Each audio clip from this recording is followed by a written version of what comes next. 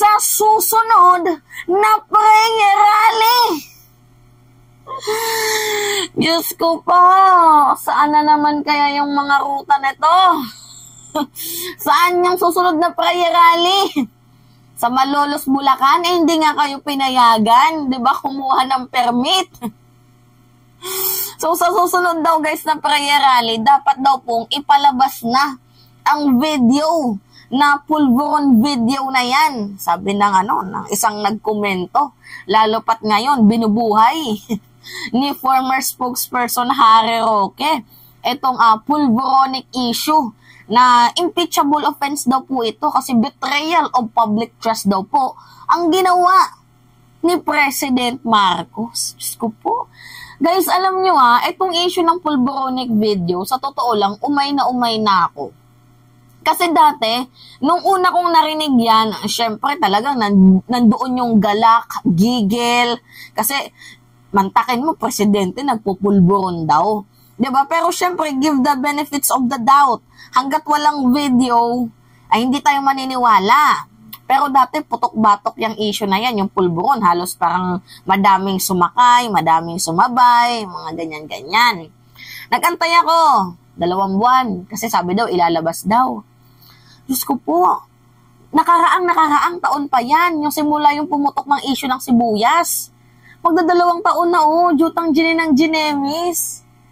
Hanggang ngayon, wala pa din yung pulburonic video na yan. Guys, totoo. Sabihin na lang natin na impeachable.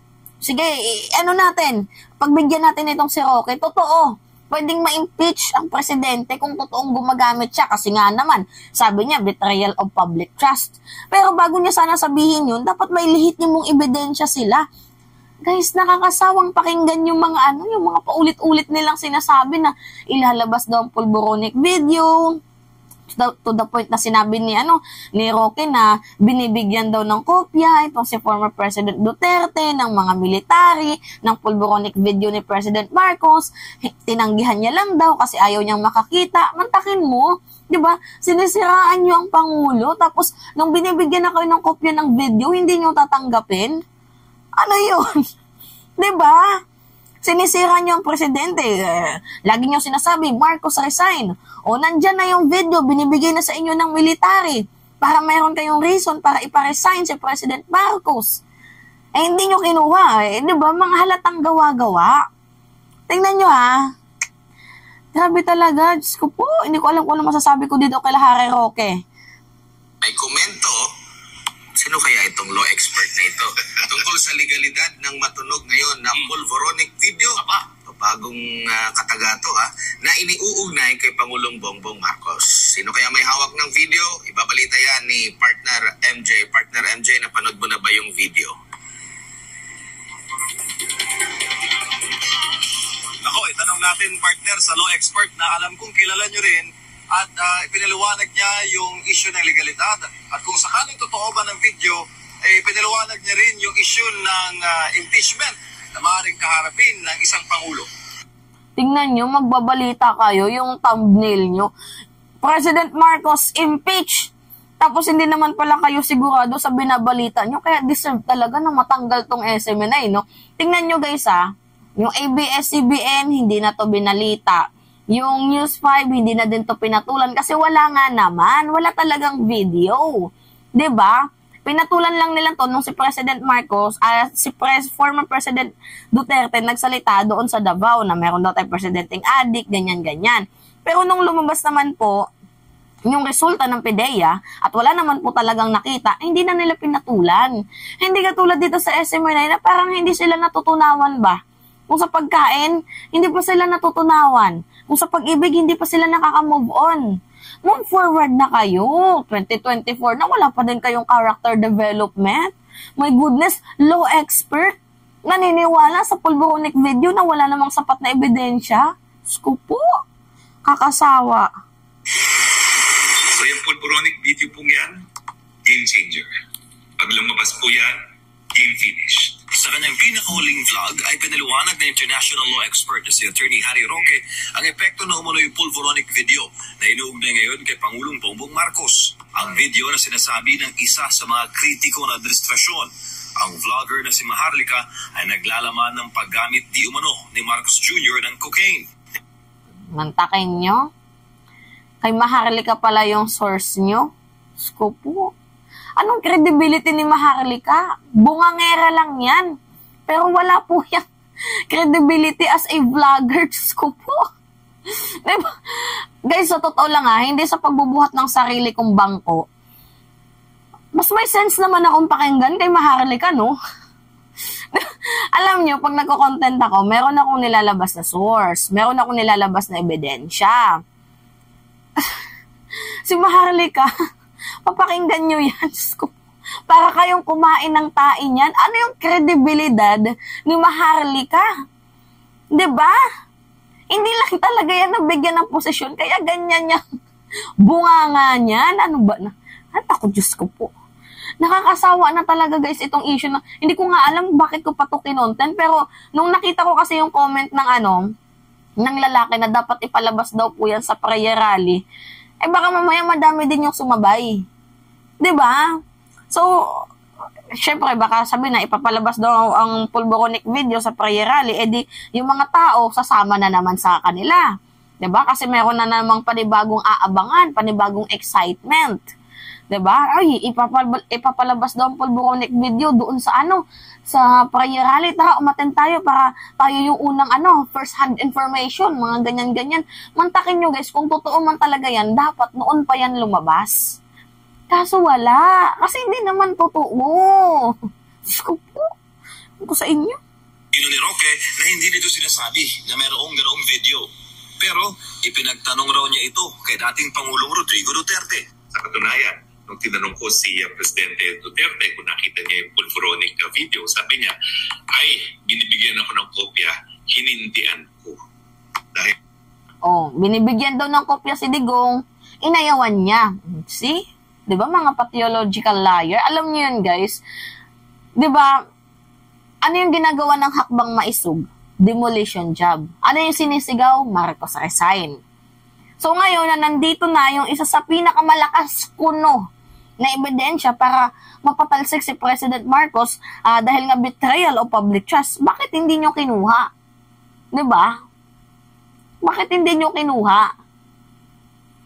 See? Guys, yung mga nakikinig sa SMNI, parang kumakain lang kayo ng tae. Sa totoo lang. Parang kumakain lang kayo ng ipot nila. Minamind conditioning lang kayo. Binibigyan kayo ng sandamakmak na kasinungalingan, tuwang-tuwa pa kayo. G na G kayo. Tapos pag tinanong kayo, asan yung video? Hindi pa daw pinapalabas kasi sa tamang panahon daw. Alam nyo guys, may mga bagay talaga na na katulad ni Roque, tingnan nyo may pinag-aralan. Mataas ang kalidad ng edukasyon. Matalinong tao to si Roque. Hindi ko alam bakit siya nagpapaniwala dito kay Maharlika. Diyos ko po. Ewan ko ba dito kay Roque? Dapat sa mga ganito, dinidisbar Di ba? Ayaw kong magkaroon ng kopya niya. Pero ang sabi niya, sigurado siya may kopya niya ng militar. Pero ano nga ba ang magiging epekto nito sa kasalukuyang Pangulo kung meron mang video? Lalo na sa mandato ng isang punong ekutibo bilang numero 1 tagasunod at tagapagpatupad ng batas. Lalo na kontra sa illegal drugs. Well, yun nga po, magiging impeachable offense siya dahil kung mapatunayan nga na gumagamit ng pulburon, ayan po ay culpable violation. Hindi lang betrayal of public trust. Dahil ang betrayal of public trust po, yan ay default. Walang specific na definition yan sa ating constitutional law, kung hindi kahit anong bagay na magre-resulta sa kawalan ng tiwala ng taong bayan. Alam nyo guys, ano yung sabi ni Roque? Kung totoo man yan, yung pulboronic video na yan, impeachable yan. Alam nyo, si Roque lawyer. Dapat sana, bago niya kinontent, dapat may sapat siyang ebidensya. Ang ginagawa niya guys, gumagawa siya ng issue. Gumagawa siya ng ng chismis. Although, sasabihin na lang natin na tama naman yung sinabi niya na yung pananalita niya na pag lumabas daw po ang pulboronic video, pwede daw pong ma-impeach ang Pangulo. Kasi hindi niya naman direktang sinabi na nagpupulboro ng ating Pangulo. Pero guys, yung punto kasi dito, lawyer siya. Dapat bago sana siya nagsalita, kinonfirm niya muna kung totoo nga bang may pulboronic video, ang tagal-tagal na, bakit hindi pa din lumalabas. Diba, alam naman talaga nila yung kasinungalingan dito. Naniniwala sila sa sa pathological liar to the point na kahit sinungaling, papaniwalaan nila. Diba? Or kahit hindi naman totoo, i-issue nila. Ganun po yung ginagawa nilang mind conditioning. Dapat itong issue na to, patay na to. Dapat itong issue na to, wala na to. Diba? Kasi wala namang ebidensya. Diyos ko po. 2024 na wala pa din kayong character development. Yung pagtataksil sa tiwala na ibinigay sa isang tao, yan yung tinatawag na betrayal of public trust. Pagtataksil daw sa ginawa sa tao, betrayal of public trust daw yun. Ano yung ginawa ni Digong? 'Di ba? Yung secret deal sa China. 'Di ba? Hindi ba betrayal of public trust yun? Ha? Yung ginawa niyang 36 Chinese spy ko, no? Although hindi natin alam kung may alam siya, pero imposible. Pero sabihin na lang natin na kunyari may alam siya. Hindi ba betrayal of public trust din yung tawag doon? Ha? Masyado naman tong si Roque. Kayo yung may kitang-kita guys, si Digong yung may ginawang kasalanan, kay PBBM ang sisi.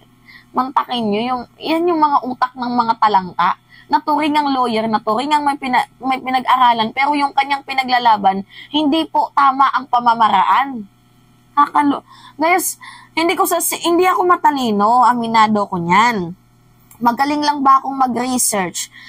Tsaka mabilis akong makaisip ng komento ukol dito sa ating bayan. Kasi syempre, as a younger generation, 'di ba? Gusto ko imulat yung mga kabataan sa politika. Kasi everything is politics. And meron akong paninindigan, guys. If alam kong mali, para sa tingin ko, then alam nyo naman, we have a democracy. 'Di ba? May free speech tayo, freedom of expression, pero alam ko yung limitation ko. Yung freedom of expression, yung press freedom, applicable po yan sa lahat, pero hindi po sa lahat ng bagay. Kung kayo may process kayo, magsalita kayo. Pero hindi ko tinotolerate yung ganito, yung ginagamit nila, yung press freedom nila para manira ng reputasyon ng isang tao. Diyos ko po. 'Di ba? Ayaw nyo ng demolition job. 'Di ba sabi ni Sarah, biktima daw siya ng demolition job, ng black propaganda. Ano tong ginagawa nyo? Si Roque naging vlogger na din, kaloka. Nawawala ng saysay yung pinag-aralan mo, former spokesperson Harry Roque, kung yung paniniwala mo ay ganyan. Diba? Ni Roque, crucial ang issue ng illegal drug use sa isang presidente ng bansa, lalo na sa pagpapasya ng mga bagay-bagay na may kaugnayan sa foreign policy. May gumagawa ka ng mga desisyon.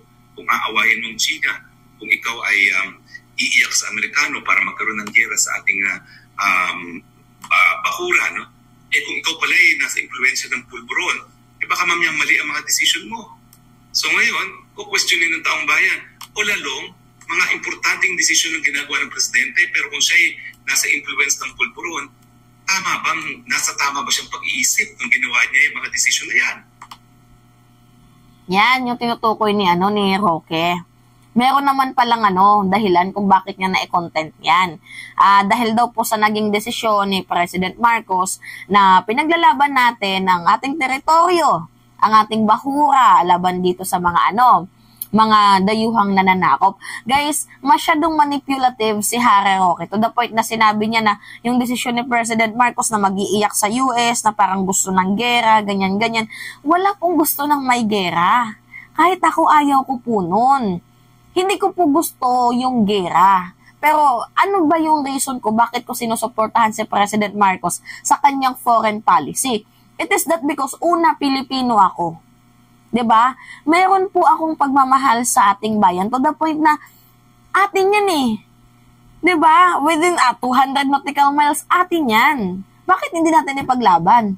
Ano yung punto dito? Guys ayos na sana yung BRP Sierra Madre. Makakapagtayo na sana tayo dyan ng ng structural base. Bakit hindi magawa-gawa? Dahil sa ginawa ni Digong sa kanyang secret deal. So, sino yung may betrayal o public trust dito? Sko po. Ewan ko sa inyo. Yan po yung nakasalalay. Oras na lumabas sa video, nakikita ni Roque na itatanggi ito ng Presidential Communications Office at uunggatin kung sino ang pinagmulan nito. Pero hindi na maitatanggi na ebidensya na may tuturing kung lalabas ang video. Ebidensya ang sasagot sa pagdududa ng taong bayan. At kung darating man ang panahon na hindi bababa sa pwesto ang Pangulo kung totoong may video, ito ang worst case scenario para sa batikang abogado. At kung dumating sa punto na talagang galit na galit ng taong bayan at nais nang bumaba sa pwesto ang presidente at hindi siya tumingin sa tawag ng mga taong bayan, may posibilidad talaga na magkaroon ng malawakang pag-aaklas. At pag yan po'y nangyari, kinakailangan pumanig na ang ating mga kasundaluhan at kapulisan.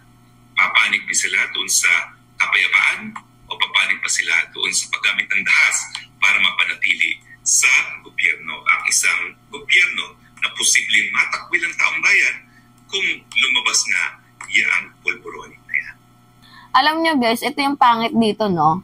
Yung nagkikreate sila ng galit, 'di ba, sa mamamayang Pilipino, nasasabihin nila, yan si Marcos, merong ano yan, na pulburon, kaya yung mga desisyon bale-balentong. Natural, if bago ka pa lang pumasok sa politika, bago ka pa lang na magkukomento, madadali ka. Alam mo yon, yung mabubugso din yung damdamin mo para magalit. Bakit? Kasi unang-una lawyer to, 'di ba? Sasabihin nila, may pinag-aralan to si Roque. Dapat ito yung paniwalaan. Pero kung matagal ka na sa politika, binabalanse mo yung left side and yung right side, 'di ba? Hindi ka one-sided. Makikita mo kung sino yung may tama talaga dito. Kung sino din yung may mali. 'Di ba? Ito si Roque, may tama ang utak, hindi tama yung sinasabi. may tama talaga literal guys yung pag-iisip, to the point na magkikreate kayo ng galit sa mamamayang Pilipino pero wala naman pala kayong matibay na hugot na ebidensya para magalit talaga yung mamamayang Pilipino. Kasi yan yung gusto nilang gawin, patalsikin si President Marcos. Kaya kahit anong moves, kahit pangit na pamamaraan, basta ikasisira lang ng ating Pangulo, G yung mga yan. Tama ba yan? Ha? Sko po.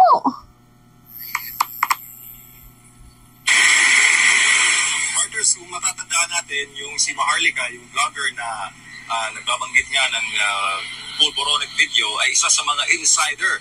Malapit ito, talagang loyalista ito nung nagdaang eleksyon, pero nagbago ang tahak nang makapuna siya ng mga ginagawa ngayon ng mga kamalian para kay Maharlika ng Marcos Jr. administration. Okay. Pumuna daw itong si Maharlika dahil may nakita daw na mali sa Marcos administration. Naging mali kasi hindi siya na-appoint. Yun. Para sila ni Glenn Chong, hindi na-appoint kaya ang daming mga sinasabi. That's it, guys. Alam nyo, isa lang yung advice ko sa inyo. Ako, 21 years old pa lang ako. Do your research, guys. Bago kayo magalit, bago kayo maghimutok, do your research. Diba? Bago nyo suportahan yung mga Duterte, do your research. Kasi ginagawa ko din yung parte ko. And sinishare ko yung thought ko sa inyo. Hindi para mag-manipulate, kundi para maibalanse nyo kung ano nga ba yung tama. Hindi ako nagtatali-talinuhan dito, guys. Ang akin lang, maging eye-opener. Kasi ano nga ba yung comment ng isang bata? 'Di ba? Ano nga ba yung thought ng isang bata? Kasi mostly na pumapasok sa politika as a political vlogger, mga 40 plus na yung edad, 30 to 40 plus. Ako, bata ako. So, 'di ba, dapat maging balance ano yung komento ng bata, ano yung komento ng younger generation, ano yung komento ng mga nasa middle generation, ano yung komento ng mga older. Para nang naano nyo. Tapos pag nakikita nyo may lapses, pwede nyo akong punahin. Pero kung nakikita nyo tama yung komento ko, pwede nyo akong purihin. Or kung ayaw nyo man akong purihin, do your research na lang kasi mahirap ang maloko sa panahon ngayon. Yan lang, guys. So anyway, it's me again, si Mima Alicia nyo. Nagbabalik ulit para sa ating panibagong video.